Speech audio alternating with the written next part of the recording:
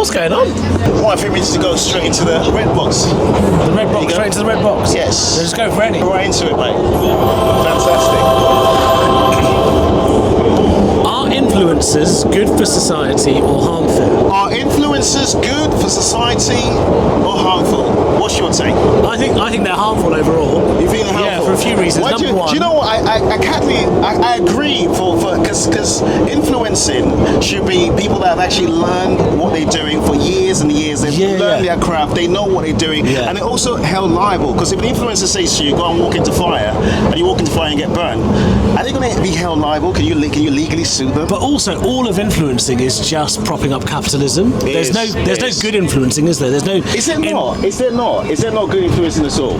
No, you're a bunch of wankers. Thank you very much. That's influencing. Thank you. And you're a very pleasant man. Enjoy your life. Very good guy. Be happy, bro. Be happy. He was very Hope happy. the kids come back after the divorce. Knob it. So, is that good influencing or is that bad influencing? That was bad influencing. That was bad influencing. He was so he wouldn't get anything back, but he fucking did. Anyway, he's trying to influence the kids with bad language. What do you think about that?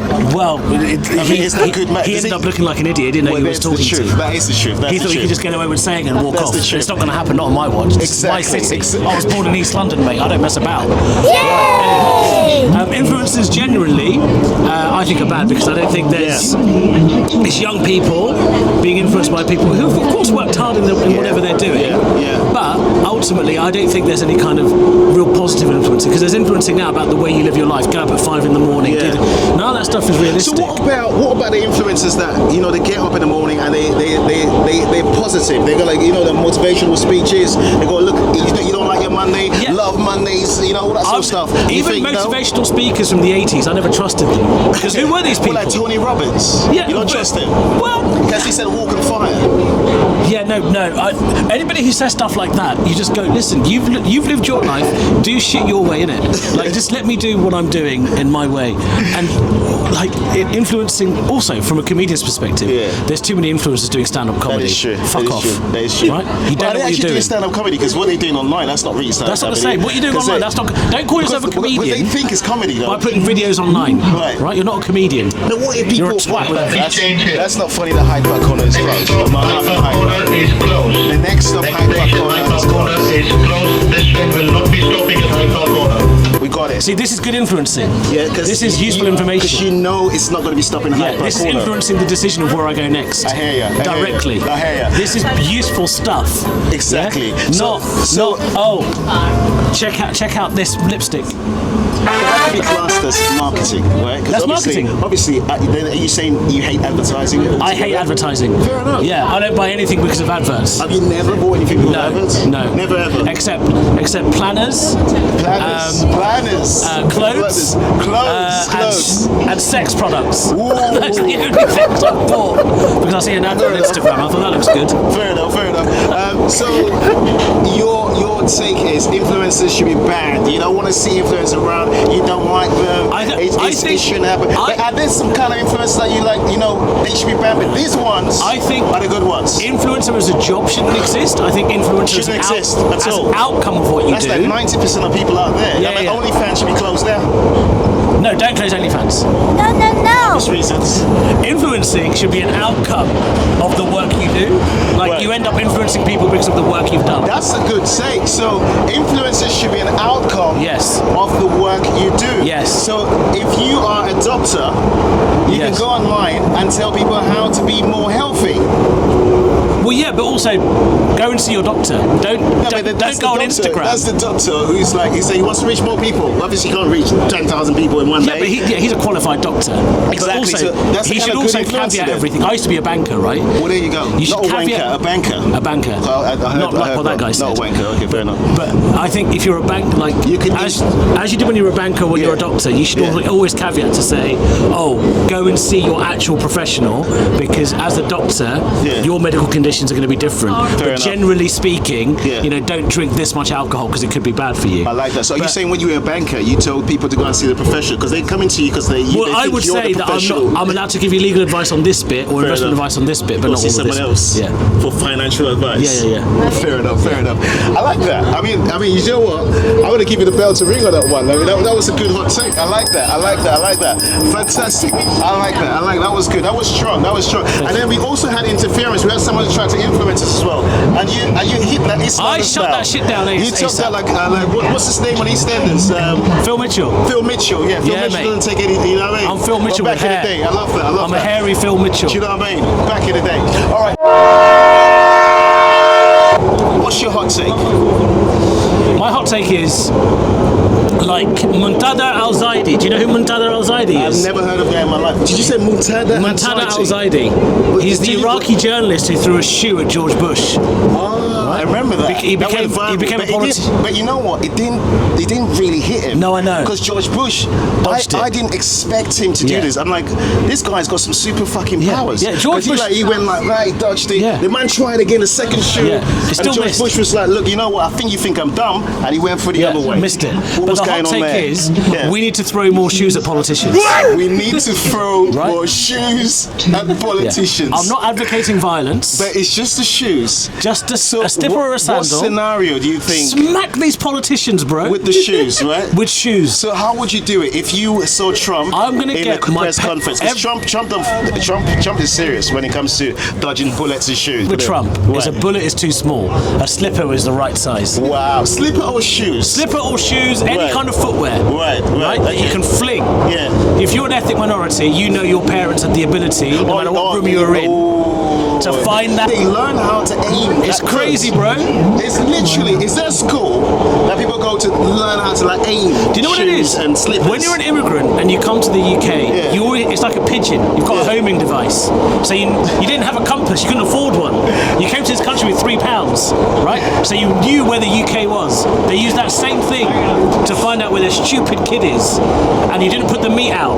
When I told you to put the meat out this morning to make you your dinner, you run to the bathroom to hide. You lock the door, but that slipper finds its way to your head. And that's where you learn, I'm going to keep the meat out. So I think more politicians, I'm not advocating violence, but they talk so much shit and they That keep is lying true. to us.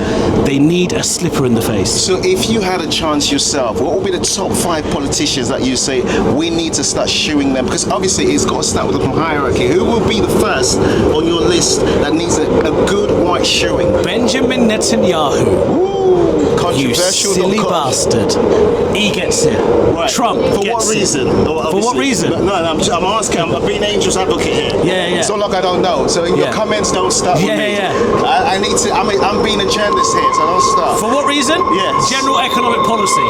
Right. Just his economic policies in Israel. Right. Nothing else. He's done nothing else wrong. Second. Yeah. Let you off that one. Second. Donald Trump. Donald Trump. For what reason? Too? General economic policies Fair in enough. America. He's studied in the book of political Yeah, correctness. yeah. What next up there? Putin. Putin? Yeah. Why? What's he done to General you? economic policies in Fair Russia. enough. All right, cool. All right, good. Yeah. Next up, you got 3 there. 2 more. David Cameron. David sneaked out. David sneaked out. Where's David today? That's the question. Twat. Do you remember that bit? Danny died. He's in calling him Twatty twat. land. All right, last one. So it was David Cameron. You got 4 there. And the 5th one. I think the one that's in power right now, to be honest. Probably let's go with Emmanuel Macron because the French government are really Macron. Islamophobic. But I think you don't need to do it. His wife did it to him. So-called wife on the plane. Like, his wife definitely. She didn't throw a shoe. She threw a couple of punches. Did you not see that? His wife. Yeah, his wife beefed him up, bro. His wife. His wife bloody bitch-goed him, bro. His wife. Yeah, his wife. Yeah, fair enough. Listen, how people want to identify, you identify. I'm not Well, going to, there you go. If you're a chair, you're a chair. Yeah? There's nothing wrong with that. I'm a modern man, whatever. If Bridget says she's a woman, she's a woman. Fair enough. Candy says different, but look, it's another story. That's another story. It's a really good hot take. It's a good hot take. bells, Then you got to baby. ring it stronger, because that's a very strong hot take. There you go. That's a strong hot take. All right. So look, what's your story? How did you start? And how did you get into comedy, man? Well, at the time, I was a speechwriter to the CEO of a bank. Fair enough. I did a You're a comedy speechwriter for CEO of a bank. Yeah. For real? Yeah. Speechwriter? Yeah. All right. That's serious. Yeah. All right. And then believe me? Who? Do you not believe me? No, I mean, how would I know? Oh, yeah, I wasn't there. Yeah, I mean, it's a claim that can be verified. Because you could tell me back in the day, I used to be a gynecologist. I'll be like, of course she was. The thing is, I was delivering children like it's gone out of fashion. I'm like, of course she was. This is stuff that's research. I had to ask 3 times because it's verifiable. It's verifiable facts. All right, cool, yeah. So because you could have said you were a firefighter back in the day. Yeah, you can look at me and see that's not verifiable. So you were a speechwriter. I was a speechwriter, so I did a comedy course to learn how to write tighter. Right. And I did a showcase in December 2013. Yes. Did this course to learn how to write tighter. Right. That was December 2013. Yes. And then I kept telling people I did stand-up, and it was my brother that was like, you can't just tell people you've done stand-up, you've got to sign up to gigs. March 2014, I started gigging. So what was the first gig you ever done? Because we were talking to a lot of comedians, and their first gig, they're always like, hey, this is scary, proper scary, right? Were you nervous, or were you like, I could do this, I could do this with my eyes closed? I quite liked being on stage because I used to be a Bollywood dance choreographer many years ago. I want to ask you 3 times again. Yeah, I used to be a Bollywood dance choreographer. 100%? 100%. You were doing all the moves? Yeah, you were teaching all the moves? Yeah, all the dancing. How did you get into that? I was just a fat kid at a wedding that liked dancing, and then more people asked, and then I just did more and more dances. And then I had Is this a factual, true story? Yeah, it's true. Why did you not make anything up? Do you know what? You went from speechwriter to choreographer, for real. So I was always comfortable on stage, so when I went on stage, and because I'd done speeches and written speeches for quite influential, powerful people, I didn't have a problem being on stage. So I've never been nervous on stage. So the first comedy gig you had, no nerves. No nerves. Walked in there, Bob's your uncle, he did it, right? Yeah. And then when did you kind of say to yourself, like, all right, this was a good start, this is what I'm going to do now. But next years of my life, I'm going to do comedy, and this is what I'm going to do. It took about, I think, 2 years of doing open mic for me to feel like, oh, maybe I could do this. I opened for a comedian called Mickey Flanagan. Mickey, we all know Mickey. Out. Yeah, exactly. Are you going out? Exactly. Right. I opened for him on a boat in Embankment, and he was the one who said to me, you're really good at this, you should carry on. Definitely. And I went, all right, I'll carry on. And here I am on the tube shouting at people for calling me a wanker. And that is classic. That's debated, baby. That is. So everyone that comes on our show, right, has to ask a question for the next person. Yeah. The question from the other comedian that came prior to us, David from Australia, comedian from Australia, was, are you happy? I am. Generally speaking, I would say I'm 90% happy. All right, that's It would not be bad. nice to be loved. Is good, yeah. It would be nice to be held by someone, and for someone to accept my flaws. You're looking at the producer. It would just be nice to be wanted. But in every other aspect of my life, I'm very happy. Fantastic. So what's your question for the next person coming on the show? What kind of peanut butter man are you, smooth or crunchy? Peanut butter person. Fair enough. Smooth what or kind crunchy? of peanut butter man are you? Smooth or crunchy? Yeah. We'll remember that. Thank you very much, James. Thank you.